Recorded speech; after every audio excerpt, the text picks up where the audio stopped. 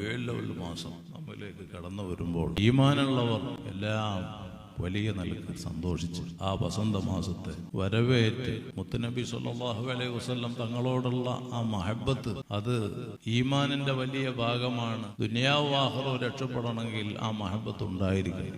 സ്വഹാബത്തിൽ നിന്ന് ഒരു കൂട്ടം ആളുകൾ അവര് അള്ളാഹുവിനെ അങ്ങേയറ്റം സ്നേഹിക്കുന്നു എന്ന നിലക്ക് അവർ പറഞ്ഞപ്പോൾ, വാദിച്ചപ്പോൾ പരിശുദ്ധ ഖുർആനിൽ ആയത്ത് അവതരിക്കുകയാണ്. ഖുൽ ഇൻ കുൻതും തുഹിബ്ബൂനല്ലാഹ ഫത്തബിഊനി യുഹിബ്ബുകുമുല്ലാഹ് വയഗ്ഫിർ ലക്കും ദുനൂബക്കും വല്ലാഹു ഗഫൂറുർ റഹീം. റഹ്മത്തുൽ ലിൽ ആലമീൻ സല്ലല്ലാഹു അലൈഹി വസല്ലം തങ്ങളോട് അള്ളാഹു പറയാൻ വേണ്ടി കൽപ്പിക്കുകയാണ്. തങ്ങൾ പറയണം, ഇൻ കുൻതും തുഹിബ്ബൂനല്ലാഹ, നിങ്ങൾ അള്ളാഹുവിനെ സ്നേഹിക്കുന്നവരാണെങ്കിൽ ഫത്തബിഊനി, എന്നെ നിങ്ങൾ ഇത്തിബാ ചെയ്യണം. ഹബീബായ സല്ലല്ലാഹു അലൈഹി വസല്ലം തങ്ങളെ പിന്തുടരണം. ഒരാളെ പിന്തുടരണമെങ്കിൽ അവരെ സ്നേഹിക്കണമല്ലോ. എന്നാൽ യുഹിബ്ബുകുമുല്ലാഹ്, അള്ളാഹു നിങ്ങളെ ഇഷ്ടം വെക്കും, സ്നേഹിക്കും. അങ്ങനെ അള്ളാഹു നിങ്ങളെ സ്നേഹിച്ചു കഴിഞ്ഞാലുള്ള ഗുണം എന്താണ്? യഗ്ഫിർ ലക്കും ദുനൂബക്കും, നിങ്ങളെ ദോഷങ്ങൾ അള്ളാഹു പുറത്ത്.